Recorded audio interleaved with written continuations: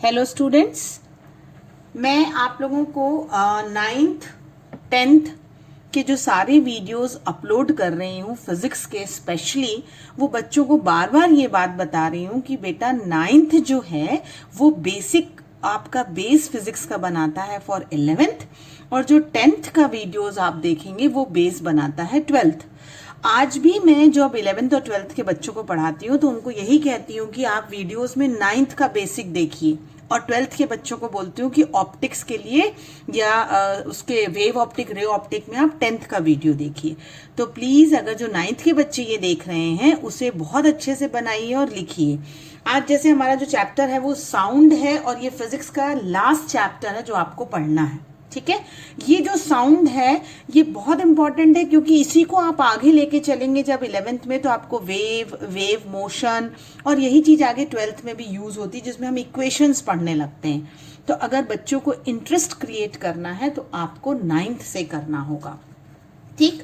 तो जो ये वर्ड है ना साउंड, अगर मैं आपको एक लाइन में पूछूं कि साउंड क्या है, तो sound is nothing but it's a form of energy, ठीक है।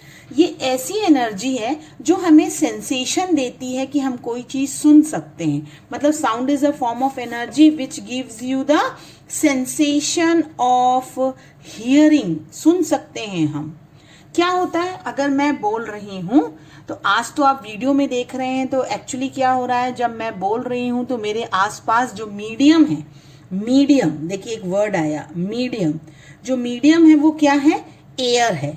और इस एयर के जो पार्टिकल हैं वो डिस्टर्ब हो रहे हैं, वो वाइब्रेट हो रहे हैं। जब वो डिस्टर्ब हो रहे हैं, अपनी पोजीशन से हिल रहे हैं, तो वो फोन के पास जा रहे हैं, और फोन में जो मेरी वेव है, मेरी जो साउंड की एनर्जी है, वो कन्वर्ट हो रही है इलेक्ट्रिकल एनर्जी में, क्योंकि अब तो आप साउंड उसके थ्रू सुन रहे हैं, करेक्ट। लेकिन एक्चुअली अगर कोई रूम में बैठा है तो जब मेरे आसपास के जो पार्टिकल डिस्टर्ब हो रहे हैं, वो डिस्टर्ब्ड पार्टिकल, याद रखें कौन, डिस्टर्ब्ड पार्टिकल ऑफ एयर, ये जो है वो रूम में साथ में बैठे हुए किसी के भी ईयर ड्रम के पास के पार्टिकल को डिस्टर्ब करते हैं। तो पार्टिकल मूव नहीं करते हैं, क्या मूव कर देते हैं, वो एनर्जी को ट्रांसफर कर देते हैं। यानी एक पार्टिकल जो है बाजू वाले को डिस्टर्ब करेगा, उसके बाजू वाला उसको डिस्टर्ब, ऐसे डिस्टर्बेंस बढ़ता चला जाता है, और फाइनली हमारे ईयर ड्रम के पास जो पार्टिकल्स हैं वो डिस्टर्ब होते हैं, and we are able to hear the voice. Actually simple चीज होती है।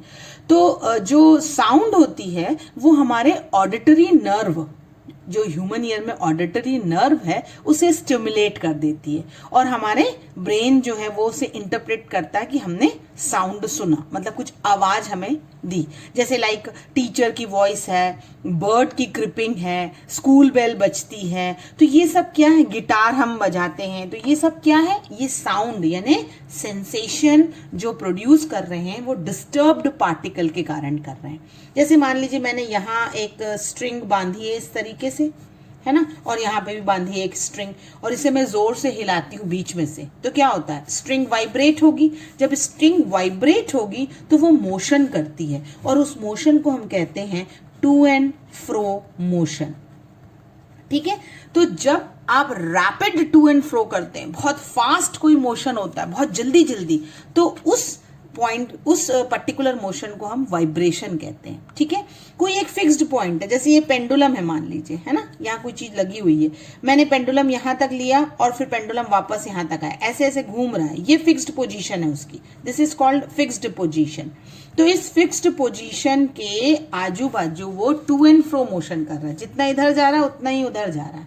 तो इस तरीके के मोशन को आप टू एंड फ्रो मोशन कहते हैं। तो जब पार्टिकल जो होते हैं वो वाइब्रेट करते हैं, तो हमें मीडियम के वाइब्रेशन से, डिस्टर्ब्ड पार्टिकल से साउंड एनर्जी का ट्रांसफर होता है। तो अभी हमने सिंपल ये देखा कि लाइक हम ड्रम, मान लीजिए आपका कोई ड्रम है, उसको आपने मारा, डंडे से मारा या हाथ से तबला बजाया, तो क्या हुआ, जो ड्रम की स्किन है, जो ऊपर का पोर्शन होता है, वो वाइब्रेट होता है और साउंड प्रोड्यूस हुआ। जैसे आपने गिटार है, गिटार की जो स्ट्रिंग्स होती हैं, जैसे ऐसे स्ट्रिंग्स होती है ना, उसे आप हिलाते हैं फिंगर्स से, तो क्या करते हैं, जब आपने उसको फिंगर से हिलाया तो वो वाइब्रेट हुई स्ट्रिंग्स एंड साउंड प्रोड्यूस। तो यानी कहने का मतलब ये है कि sound is produced by vibrating object. तो अब मैं अगर आपसे कहूं कि डिफाइन साउंड, तो आप क्या कह सकते हैं कि sound is form of energy. Sound एक तो फॉर्म ऑफ एनर्जी है विच प्रोड्यूसेस, क्या क्या प्रोड्यूस करती, produces the sensation of hearing. And how it is produced, कैसे प्रोड्यूस्ड होता है, and it is produced by vibrating objects. देखिए हमेशा मैं फिजिक्स में आपको इस बात पे कई बार स्ट्रेस कर चुकी हूं कि always right in your own words. चीजों को समझिए और समझ के मन से लिखने की कोशिश करिए। तो अब तक जो मैंने आपको एक्सप्लेन किया, कोशिश समझाने की उसे अपने वर्ड्स में लिख दिया कि साउंड क्या है, एक फॉर्म ऑफ एनर्जी है जो हमें सुनने में मदद करती है और सुनने के साथ साथ वो किसी भी वाइब्रेशन से प्रोड्यूस होती है। अब ये वाइब्रेशन और जो मोशन और मीडियम की बात हो रही है, तो हम एक नया टर्म पढ़ेंगे और वो नया टर्म है वेव। बहुत ही इंपॉर्टेंट है ये टर्म वेव। अगर मैं बहुत सिंपल टर्म में तुमको बोलूं कि वेव क्या है, तो हमें तुरंत याद आता है कि जो समुद्र की लहरें होती हैं वो वेव कहलाती हैं। वही सुना होगा हमने, है ना। या फिर हम कहते हैं कि अगर हमारे पास एकदम स्टिल वाटर है, शांत पानी है, उस पर आप एक पत्थर डाल दीजिए, पत्थर फेंकिए, तो क्या होता है, जैसे आपने पत्थर फेंका ऐसे रिपल्स क्रिएट हो जाते हैं पानी में। तो इस रिपल्स को हम नाम दे देते हैं वेव। ठीक है, तो वेव इज नथिंग बट क्या हुआ, डिस्टरबेंस हुआ। पानी में जो डिस्टरबेंस हुआ उसने मोशन किया, मूव किया, और उसे हम कह देते हैं वेव। करेक्ट। जैसे एक और एग्जांपल मैं आपको कहती हूँ कि आपने एक ऐसा पानी लिया है भरा हुआ, और भरे हुए पानी में आपने एक कॉर्क की बॉल, सिंपल सी यहाँ पे एक बॉल जो है ऊपर तैर रही है, सपोज इस पे मैं एक पत्थर डालती हूँ। ठीक है, तो जैसे ही मैंने इसमें एक पत्थर मारा या एक कॉइन मारा, वो तो आके नीचे सेटल डाउन हो जाएगा। तो पत्थर या कॉइन जो नीचे सेटल डाउन हुआ उसने वेव क्रिएट करी, उसने मोशन किया। तो जब वो मोशन किया तो जैसे ही यहाँ वेव आएंगी, ये जो कॉर्क है ये क्या होगा, मूव करेगा, अप एंड डाउन मूव करने लगेगा, क्योंकि यहाँ पे वेव आ रही है। तो ये मूव करेगा और थोड़ी देर बाद जैसे ही डिस्टरबेंस धीरे धीरे धीरे करके खत्म हो जाएगी, it will come to the rest, वापस धीरे से वो इक्विलिब्रियम पोजीशन में जैसे था वैसे ही हो जाएगा। इसका मतलब जो ये कॉइन नीचे था उसने एनर्जी ट्रांसफर करी, ना कि कॉइन वहां तक चला गया था। करेक्ट। तो क्या हुआ, energy is transfer from one particle to another, है ना, थ्रू द मीडियम। यहाँ मीडियम क्या है, पानी है। This water is the medium जिससे वेव ऊपर तक गई थी। But it has this your matter, जो मैटर था तुम्हारा, ये सिक्का था या पत्थर था, वो वहां तक नहीं गया। करेक्ट।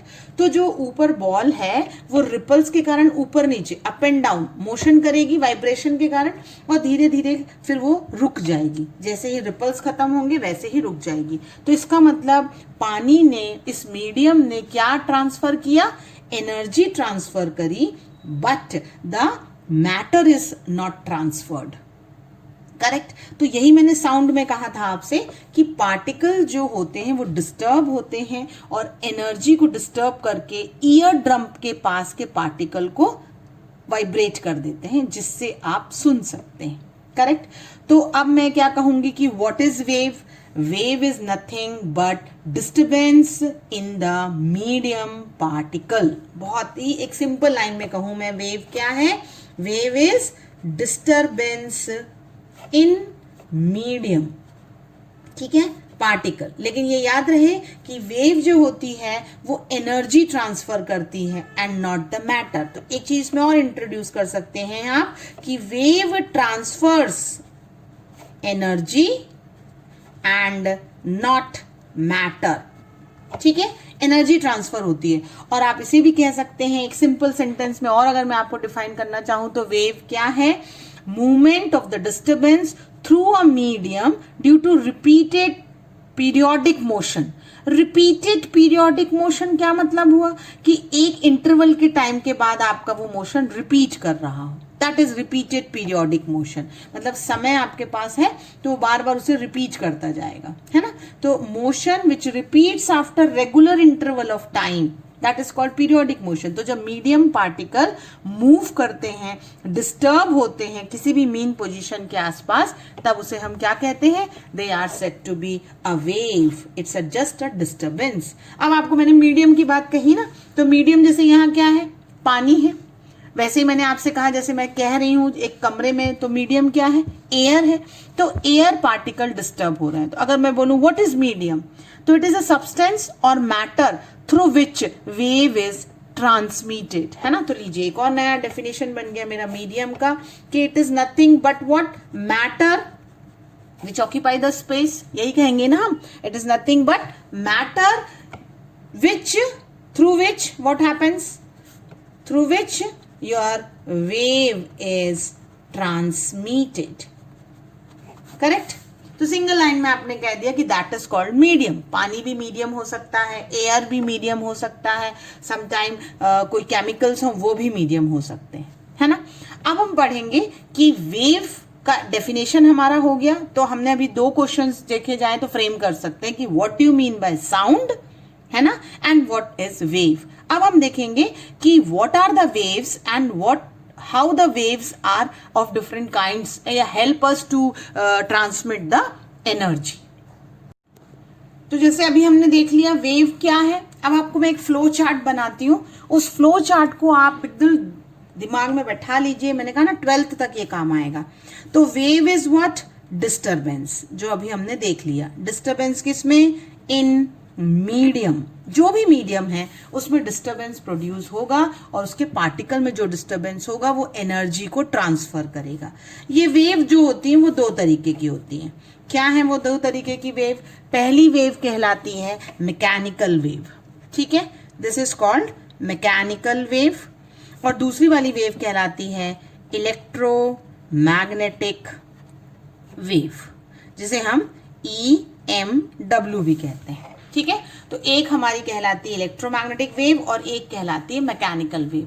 हमने क्या कहा? वेव है डिस्टरबेंस इन द मीडियम। तो अगर मीडियम है प्रोपोगेशन के लिए, वेव को आगे बढ़ाने के लिए मीडियम है, तो वो मैकेनिकल वेव कहलाएगी। मतलब these wave is what which require the medium for the propagation, यानी इसमें पीरियोडिक डिस्टरबेंस चाहिए, करेक्ट, चाहे वो सॉलिड हो, लिक्विड हो, गैस हो। तो क्या कह सकते हैं आप? Waves which requires what? Requires the medium for propagation. अगर प्रोपोगेशन के लिए आपके पास मीडियम है, then it is called what? The mechanical wave. But if you don't require any medium, no need of medium, propagation के लिए मुझे medium की जरूरत ही नहीं है, यानी एक्सरे है, गामा रे है, एक्सरे हो जाएगी आपकी, गामा रे हो जाएगी, या फिर यूवी है, IR है, ये ऐसी रेज हैं जिनको आपके प्रोपोगेशन के लिए मीडियम की जरूरत नहीं है। So they are called electromagnetic wave. तो इसके बारे में हम क्या पढ़ेंगे? हम इसको 12th में पढ़ेंगे, क्योंकि अभी हमको सिर्फ इतना जानना है कि हमारे पास वेव कितने प्रकार की होती है। तो आजकल जब भी आपको पूछा जाएगा वेव कितने प्रकार की है, तो दो प्रकार की है, mechanical and electromagnetic. Mechanical wave require the medium for propagation, electromagnetic wave don't require. अब मैकेनिकल वेव भी आपकी दो तरीके की होती है, क्योंकि अब आपको मीडियम पार्टिकल चाहिए प्रोपोगेशन के लिए। मैंने जैसे कहा EMW हम आगे पढ़ेंगे, अभी हमारा 9th है, 9th में हमें मैकेनिकल वेव्स पढ़ना है। तो मैकेनिकल वेव भी दो तरीके की होती है। एक वेव आपकी जो कहलाएगी वो कहलाएगी ट्रांसवर्स वेव। बच्चे इसे अक्सर याद कर लेते हैं कि दो तरीके की वेव मतलब ट्रांसवर्स और लॉन्गिट्यूडनल बताने लगते हैं, पर एक्चुअली जो दो तरीके की वेव है वो आपको मैकेनिकल एंड इलेक्ट्रोमैग्नेटिक बताना है, ठीक है। तो लॉन्गिट्यूडनल वेव जो होगी वो आपकी कैसी वेव है? मैकेनिकल है। ट्रांसफर वेव कैसी है? मैकेनिकल है, जो कि disturbance of the medium particle पर डिपेंड करती है। कि कैसे वेव पार्टिकल डिस्टर्ब्ड होते हैं, वो उस तरीके से आपको ट्रांसवर्स और लॉन्गिट्यूडनल वेव, दो तरीके की वेव मिलेंगे। ये अलग अलग हमको क्या बताएंगे कि किस तरीके से वेव प्रोपोगेट होती है। मैकेनिकल वेव कौन सी होती है, लाइक साउंड वेव है, वाटर वेव है, अर्थक्वेक में जो प्रोड्यूस होती है वेव, आप स्ट्रेच स्ट्रिंग्स में जो वेव प्रोड्यूस करते हैं, इन सब के लिए मीडियम की जरूरत है, तो वो कहलाती है मैकेनिकल। तो अभी हम इतना कर रहे हैं इस वीडियो में कि वेव क्या है, साउंड क्या है, क्योंकि थ्योरेटिकल चैप्टर है, आपको थोड़ा नोट्स बनाना पड़ेगा, तो यू मेक द नोट्स। और हम अब अगले वीडियो में, जो नेक्स्ट वीडियो होगा, उसमें देखेंगे कि ट्रांसवर्स वेव क्या होती है, लॉन्गिट्यूडनल वेव क्या होती है, और साथ ही साथ ये कौन कौन से रीजन्स बनाती है, वो मैं फ्लो चार्ट में लिख देती हूँ सो दैट आप याद रखेंगे। क्रस्ट एंड ट्रफ, TROUGH, ठीक है। क्रस्ट एंड ट्रफ, ये दो रीजन जो होते हैं वो ट्रांसवर्स वेव में बनते हैं, और लॉन्गिट्यूडनल में बनते हैं compression and rarefaction. Okay, ये दो रीजन जो है वो आपके लॉन्गिट्यूडनल वेव में बनती हैं। ये दोनों वेव में जो मीडियम पार्टिकल है, वो भी फ्लो चार्ट में एक और भी चीज आप याद रख सकते हैं, ये याद रख सकते हैं कि लॉन्गिट्यूडनल में मीडियम पार्टिकल जो होता है, the medium particle is parallel to wave propagation. थोड़ा सा इस चार्ट से याद करने के लिए क्या आपको इजी होगा, की पॉइंट है ये, कि जो वेव जिस डायरेक्शन में प्रोपोगेट होती है, आगे बढ़ती है, उसके पैरेलल मीडियम पार्टिकल भी डिस्टर्ब होते हैं। लेकिन अगर मीडियम पार्टिकल जो है आपके, वो कैसे प्रोपोगेट हो रहे हैं, वो परपेंडिकुलर टू वेव प्रोपोगेशन है, जिस डायरेक्शन में वेव जा रही है उसके परपेंडिकुलर प्रोपोगेट हो रहे हैं, then they are known as transverse wave.